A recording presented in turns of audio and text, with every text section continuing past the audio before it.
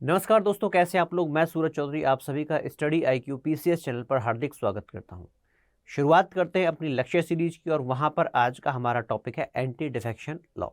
देखिए, पिछले ही वर्ष एक घटना घटित हुई वेस्ट बंगाल के अंदर। मुकुल रॉय जो भारतीय जनता पार्टी से थे, बाद में ये डिफेक्ट होकर के यानी इन्होंने तृणमूल कांग्रेस को ज्वाइन कर लिया। जब तृणमूल कांग्रेस को इन्होंने ज्वाइन किया तो वहीं सदन के अंदर स्पीकर के पास इनके खिलाफ एक अपील फाइल हो गई और इसको लेकर के बाद में घटनाक्रम और रहे।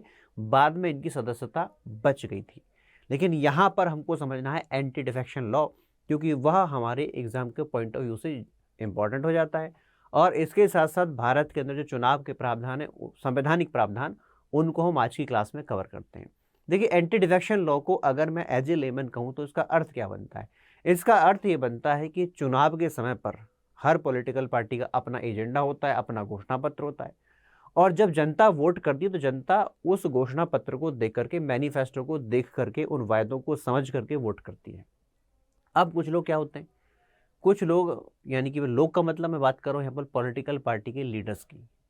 वो चुनाव तो एक पार्टी से लड़ते हैं, लेकिन बाद में अंडर टेबल कुछ मिल गया या कोई वायदा हो गया या फिर कुछ पार्टी के अंदर ही अनबन हो गई तो क्या किया, उस पार्टी को छोड़ करके दूसरी पार्टी में ज्वाइन कर लेते हैं। लेकिन मैं बात कर रहा हूँ चुनाव के बाद की। चुनाव से पहले तो बहुत चीज़ें बदलती हैं, बहुत लोगों का ईमान, बहुत लोगों की विचारधारा बदल जाती है। होता है ना, हमारी विचारधारा ये, लेकिन जैसे चुनाव आता है तो सबकी विचारधारा बदल जाती है। जहाँ सीट मिलेगी वहीं जाकर विचारधारा मिल जाती है।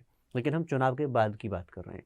तो होता क्या है कि चुनाव किसी पार्टी से लड़ा और बाद में किसी और पार्टी में शामिल हुए, तो इसको आप दल बदल कहते हैं। हालांकि इसके जो लीगल एस्पेक्ट हैं वो अभी मैं थोड़ी ही देर में आपको बताऊंगा। लेकिन इसको जरा एक बार देख लेते हैं जो दल बदल की कहानी चलती है। जैसे कि दल बदल कहानी की बात करें या इसके विरोध के संबंध में कानून की बात करें, तो सबसे पहले हम बात करते हैं शुरुआत से। शुरुआत में देखेंगे 1967 से पहले पहले भारत के अंदर आप देखें तो 500 ऐसे मामले आए डिफेक्शन के, यानी कि जब किसी ने चुनाव कहीं से लड़ा, किसी और पार्टी में जाकर के वो शामिल हो गया। धीरे धीरे समय बदला और समय बदलने के साथ साथ यहाँ पर मामले आप देखेंगे 1967 से और 72 के बीच में जितने भी हमारे राज्य के विधानमंडल हैं उनके अंदर ये देखने को मिला। लगभग आधे नेता ऐसे हैं जो इधर उधर भागते रहते हैं, आया राम गया राम वाली कहानी होती रहती है। इसके बाद इस मामले को ध्यान से देखा गया तो 1968 में एक समिति उस समय के गृह मंत्री वाई बी चमन की अध्यक्षता में बनाई गई। उन्होंने अपनी रिपोर्ट पेश की और इसके संबंध में रेमेडियल जो मेजर थे वो सजेस्ट किए।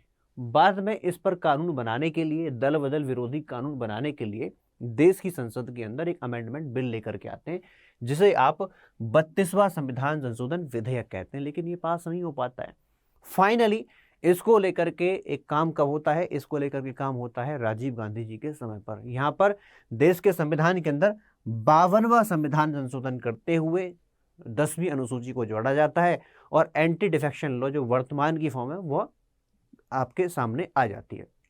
अब उससे पहले एक छोटी सी इन्फॉर्मेशन आपके लिए, जरूरी इन्फॉर्मेशन, जो बच्चे यूपीएससी की तैयारी कर रहे हैं, साथ में पीसीएस की तैयारी कर रहे हैं, इंडियन ज्योग्राफी के लिए एक बेहतरीन बुक जो है वह स्टडी आईक्यू के द्वारा लॉन्च की गई है। तो अगर आप इसे परचेज करना चाहते हैं तो आप अमेजोन पर, साथ में फ्लिपकार्ट पर जाकर के इसको अभी ऑर्डर कर सकते हैं। ठीक है, ये ऐसा नहीं क्लास देखोगे तभी, ये तो आपके फायदे के लिए बात बताइए। चलो आगे। तो ये 52वां संविधान संशोधन आता है। 52वें संविधान संशोधन से फर्क क्या पड़ता है? 52वें संविधान संशोधन से भारत के संविधान के अंदर एक अनुसूची जोड़ी जाती है जिसे हम कहते हैं 10th शेड्यूल। अब आज का ये कानून डिफेक्शन को कैसे डिफाइन करता है, ये तो मैंने देसी भाषा में बता दिया कि एक पार्टी का नेता दूसरी पार्टी में चला गया तो उसे आप कह देते हैं डिफेक्शन, बट ऐसा है नहीं। हम इसको जरा ध्यान से समझते हैं। सबसे पहला एस्पेक्ट तो यही है कि चुनाव एक पार्टी से लड़ा और चुनाव के जीतने के बाद दूसरी पार्टी में शामिल हो गए, तो ये तो हो गया। इसके अलावा क्या कोई और एस्पेक्ट है? बिल्कुल है।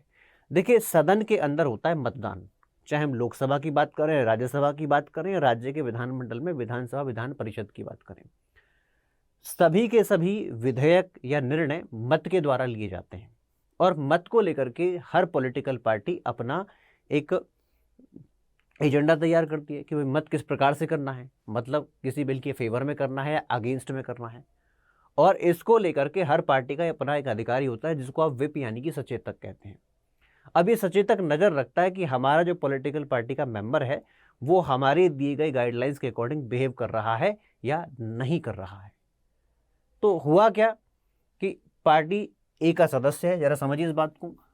पार्टी ए का सदस्य है, विधेयक आता है पार्टी बी की तरफ से, जो रूलिंग पार्टी है, समझने के लिए ऐसा मान लेते हैं। रूलिंग पार्टी विधेयक लेकर के आई। अब पार्टी ए का जो सदस्य है उसने जाकर के पार्टी बी की तरफ वोट कर दिया, मतलब जो विपक्ष की पार्टी है उसके फेवर में जाकर के मतदान कर दिया।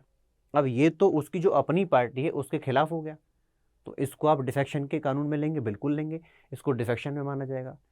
ठीक है, इतना ही नहीं, कई बार इंडिपेंडेंट कुछ लोग होते हैं ना, पहले तो सीट की तैयारी करते हैं, बोले हम एक राष्ट्रीय पार्टी से, एक राज्य दल से हम लोग चुनाव लड़ेंगे, लेकिन जब वो नहीं हो, क्षेत्रीय दल से उसको चुनाव का सीट नहीं मिलती, तो वो बोले हम अब अकेले लड़ेंगे, तो पता चला ट्रैक्टर पर बैठ करके आ गए, कोई सीटी लेकर के आ गए, है ना। लेकिन ऐसे कैंडिडेट भी चुनाव जीतते हैं। अब इनके लिए क्या प्रावधान है? इनके लिए प्रावधान ये है कि आप निर्दलीय होकर के चुनाव लड़े हैं, तो चुनाव के बाद अगर आप किसी पार्टी में शामिल हो गए तो क्या हो गया? डिफेक्शन हो गया, दल बदल का काम हो गया, तो ऐसे में इनकी सदस्यता जा सकती है। इसके साथ साथ कुछ सदस्य सदन के अंदर नॉमिनेटेड होते हैं, मनोनीत होते हैं। ये जो मनोनीत सदस्य हैं, इनके बारे में कहा गया कि आपके मनोनीत होने के बाद, नॉमिनेशन के बाद 6 महीने के बाद अगर आपने किसी पॉलिटिकल पार्टी को ज्वाइन कर लिया तो आपकी सदस्यता चली जाती है। अब क्वेश्चन ये है कि अगर इनमें से कोई भी काम हो रहा है तो निर्णय कौन लेगा, डिसीजन किसका रहेगा? तो याद रखना, इस संदर्भ में डिसीजन में पार्लियामेंट की अगर बात करता हूं तो पार्लियामेंट के संदर्भ में ये जो निर्णय होगा डिफेक्शन का लेंगे पार्लियामेंट के अंदर, लोकसभा में स्पीकर, अध्यक्ष, और राज्यसभा में राज्यसभा के चेयरमैन यानी कि सभापति, भारत के उपराष्ट्रपति, ये डिसीजन लेंगे। ऐसे ही राज्यों की बात करें तो राज्य की विधानसभा के अंदर वहां के सभा अध्यक्ष और विधान परिषद के अंदर वहां के सभापति निर्णय लेंगे। क्वेश्चन ये आता है कि क्या उनके द्वारा लिया गया निर्णय फाइनल है, अंतिम है? बिल्कुल है, उनके द्वारा लिया गया निर्णय फाइनल माना जाएगा। लेकिन इसका कहीं ये मतलब नहीं कि कोर्ट के अंदर जाकर इसको चैलेंज नहीं कर सकते, इस निर्णय को कोर्ट के अंदर चैलेंज किया जा सकता है। अब ये एक केस आया था, किल्होतो होलोहन केस 1992। इस केस के द्वारा ये निर्णय लिया गया कि देखिए, स्पीकर का जो भी निर्णय होगा उस पर जुडिशियल रिव्यू लगाया जा सकता है, न्यायिक समीक्षा की जा सकती है। और उसका एक कारण भी है। कारण क्या है कि जो स्पीकर होता है हम सभी जानते हैं रूलिंग पार्टी से होता है या किसी दल से होगा। अब किसी दल से वो संबंधित है तो एक बात तो तय होती है कि भाई वो एक निष्पक्ष निर्णय लेने में शायद कामयाब ना हो। ठीक है, तो ये आपका अपना हो गया क्या, 10th शेड्यूल। अब इसके संदर्भ में कुछ और बातें जरा समझ लीजिए थोड़ी सी और, जैसे कि ऐसा कोई नियम है, ऐसा कोई दल छोड़ने की स्थिति है जहां पर किसी दल छोड़ने वाले नेता को या फिर बहुत सारे लीडर्स को आप पे कहेंगे डिफेक्शन नहीं है? बिल्कुल सही, ऐसा है। यदि किसी दल के 2/3 यानी कि 2/3 सदस्य एक पार्टी को लीव कर जाते हैं तो उसको आप डिफेक्शन की कैटेगरी में नहीं लेते हैं। बात समझ में आती है? दूसरी चीज, यदि कोई सदस्य खुद स्पीकर बन गया, चेयरमैन बन गया, तो फिर वह पॉलिटिकल पार्टी की सदस्यता छोड़ सकता है और बाद में दोबारा पद को ज्वाइन कर सकता है। कब? जब स्पीकर के पद से हट जाता है, ऐसा प्रावधान रहता है। या कोई ऐसा कानून जो एक पॉलिटिकल पार्टी के स्प्लिट होने को लेकर बना हुआ है। वैसे तो आज के टाइम पर ऐसा कोई कानून है नहीं, पहले तो होता भी था, आज के समय पर कोई कानून नहीं है। तो कहने का मतलब ये अपवाद रहते हैं। लेकिन क्या आज के समय पर इस कानून को दोबारा से रिविजिट करने की आवश्यकता है? बिल्कुल आवश्यकता है। क्यों? देखिए, लोकतंत्र के अंदर जरूरी नहीं है कि आप एक ही लीग को फॉलो करें, कई बार मतभेद होते हैं, लेकिन मतभेद का मतलब कहीं भी दल विरोधी नहीं हो सकता। भाई, एक पॉलिटिकल पार्टी के अंदर भी अलग अलग लीडर्स हैं, वह अपनी राय रख सकते हैं, तो उसको लेकर भी कई बार डिफेक्शन मान लिया जाता है, तो उसको थोड़ा सोचने की आवश्यकता है।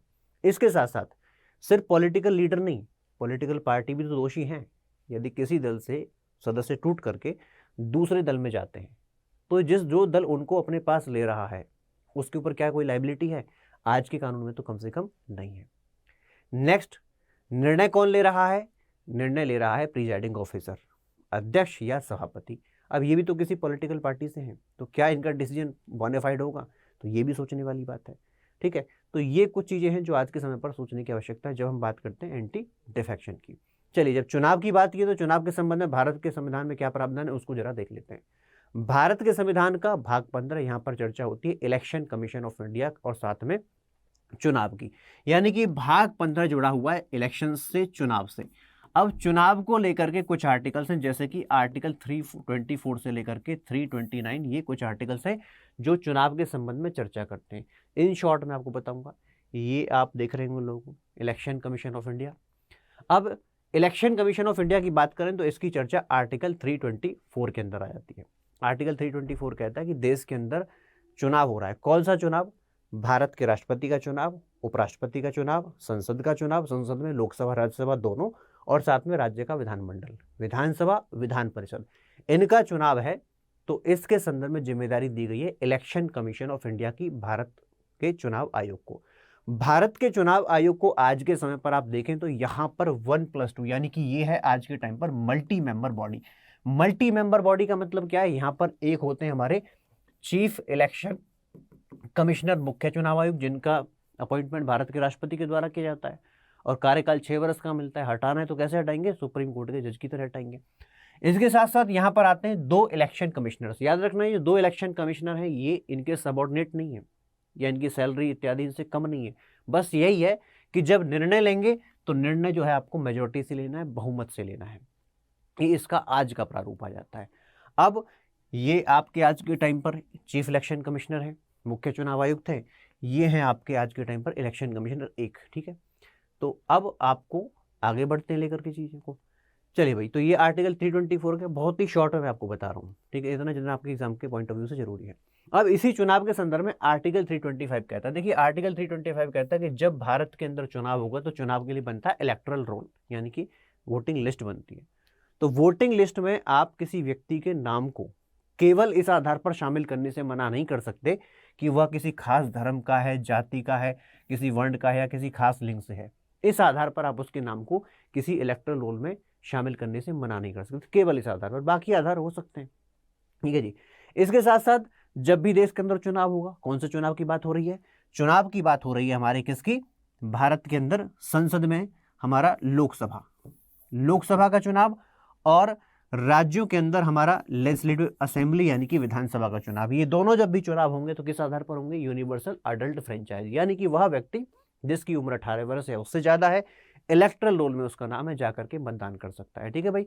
राज्यसभा का चुनाव इस आधार पर नहीं होता, उसका चलता है किस आधार पर? अरे बताओ, proportional representation system, single transferable vote और सीक्रेट बैलेट। मतदाता कौन होगा? राज्यसभा के केस में मतदाता कौन रहता है? यहाँ पर रहते हैं हमारे द्वारा चुने गए विधायक, MLA, ये जाकर के मतदान करते हैं। ठीक है, और काउंसिल को लेकर तो प्रावधान ही अलग है, उसको बताऊंगा किसी और वीडियो के अंदर। ठीक है भाई, तो ये आर्टिकल 326 है। आर्टिकल 327 क्या कहता है? ये कहता है कि देखिए चुनाव के संबंध में कानून बनाने का प्रावधान किसका है? ये पावर जाती है देश की संसद को, ये कानून बना सकते हैं। और राज्य के विधानमंडल को भी शक्ति है। राज्य का विधानमंडल भी याद रखना किस संबंध में? राज्य के अंदर जो चुनाव होते हैं, राज्य का विधानमंडल का चुनाव ही क्यों ना हो, उसके संबंध में कानून बना सकता है। लेकिन कानून कब बनाएगा? तब बनाएगा जब उस खास विषय पर संसद ने कानून नहीं बनाया है ना। किसी भी हालत में राज्य के विधानमंडल का बनाया गया कानून संसद के बनाए गए कानून को बाईपास नहीं कर सकता, ओवरराइड नहीं कर सकता है। और ऐसे चुनावों में कोर्ट को हस्तक्षेप करने से मनाही की गई है। जैसे कि परिसीमन आयोग आता है, हर जब भी किसी कॉन्स्टिट्यूशन का परिसीमन होता है, जैसे कि अभी हाल फिलहाल में जम्मू एंड कश्मीर के अंदर परिसीमन हुआ है, डिलिमिटेशन हुआ है, तो ऐसे केस में परिसीमन को आयोग का जो लिया गया निर्णय वो फाइनल रहता है, उसमें कोर्ट को जाकर के हस्तक्षेप नहीं करना है।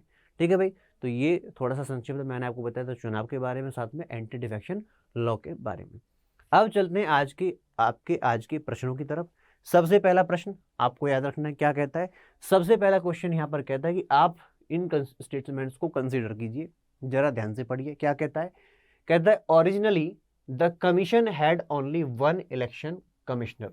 शुरुआत में केवल एक चुनाव आयुक्त हुआ करता था, बाद में इसे 42वें संविधान संशोधन के द्वारा मल्टी मेंबर बना दिया गया। यानी कि जो मैंने अभी आपको बताया था 1+2, एक चीफ इलेक्शन कमिश्नर, इसके साथ में 2 अन्य चुनाव आयुक्त, तो ये 42वें संविधान संशोधन के द्वारा आते हैं। ये पहली स्टेटमेंट कहती है। दूसरी स्टेटमेंट कहती है कि chief election commissioner can be removed by the president of India. मुख्य चुनाव आयुक्त को भारत के राष्ट्रपति हटा सकते हैं। अब इन 2 स्टेटमेंट को पढ़ने के बाद आपको बताना है कि इनमें से कौन सा स्टेटमेंट जो है वो सही है। सही स्टेटमेंट आपको बतानी है, आपके पास ऑप्शंस ये हैं। चलते हैं नेक्स्ट क्वेश्चन की तरफ। अगला क्वेश्चन क्या कहता है? नेक्स्ट क्वेश्चन भी दो स्टेटमेंट आपको देता है। क्या कहता है? The process of removal of chief election commissioner is similar to that of a जज ऑफ द सुप्रीम कोर्ट। कि अगर आज के समय पर मुख्य चुनाव आयुक्त को हटाना है तो उसके हटाने की प्रक्रिया बिल्कुल वही है जो सुप्रीम कोर्ट के जज को हटाने की है। दूसरी स्टेटमेंट कहती है कि उसे संसद में साधारण बहुमत के द्वारा हटाया जा सकता है। ये दो स्टेटमेंट में आपको पढ़ना है और पढ़ करके सही आंसर करेक्ट करना है। इसका आंसर आपको पता है कब मिलेगा? नेक्स्ट वीडियो में मैं आपको बताऊंगा। अब चलते हैं लास्ट क्लास में, यानी कि जब लक्ष्य की अपनी लास्ट क्लास हुई थी उसमें पूछे गए दो क्वेश्चंस का सवाल का आंसर। क्या कहता है? यहां पर कहता है कि आप इन स्टेटमेंट्स को जरा ध्यान से पढ़िए। किसके संदर्भ में है ये? आर्टिकल 262 के संदर्भ में। सबसे पहला कहता है कि यहाँ पर इंटरस्टेट वाटर डिस्प्यूट की चर्चा है। यानी कि क्या कहता है कि दो राज्य, उनके बीच से कोई नदी गुजरती है, वह उसको शेयर करते हैं और उसको लेकर के कोई डिस्प्यूट होता है, तो उसके संबंध में 200 आर्टिकल 262 है। बिल्कुल सही है। क्या कहता है आर्टिकल 262? कहता है कि अगर ऐसा कोई डिस्प्यूट है तो उसके संबंध में उस मामले का निपटारा करने के लिए भारत की संसद प्रावधान बना सकती है। और याद रखना, अगर ऐसा कोई प्रावधान बनता है, वहां से कोई निर्णय आता है, तो उसको सुप्रीम कोर्ट के अंदर चैलेंज नहीं करते हैं। तो करेक्ट आंसर कौन सा बनेगा? यहाँ पर पहली स्टेटमेंट बिल्कुल सही बन जाती है। उसके बाद नेक्स्ट कहता है ईस्टर्न काउंसिल, पूर्वी क्षेत्रीय परिषद, इसका मुख्यालय कहाँ पर है? याद है ना, ये कौन सी वाली बात हो रही है जो मैंने मेघालय और असम का विवाद की बात चर्चा की थी। तो यहाँ पर कहता है कि पूर्वी क्षेत्रीय परिषद। देखिए होता क्या है कि जब भारत के अंदर 1956 में राज्य पुनर्गठन किया गया तो 5 परिषद बनाई गई थी, यानी कि 5 क्षेत्रों में पूरे भारत को बांटा गया था, ईस्टर्न, वेस्टर्न, नॉर्थ, साउथ और साथ में सेंट्रल। तो ये जो पूर्वी क्षेत्रीय परिषद है इसका हेडक्वार्टर पूछ रहा है, तो कहाँ पर है? इसका हेडक्वार्टर है अपना कोलकाता के अंदर।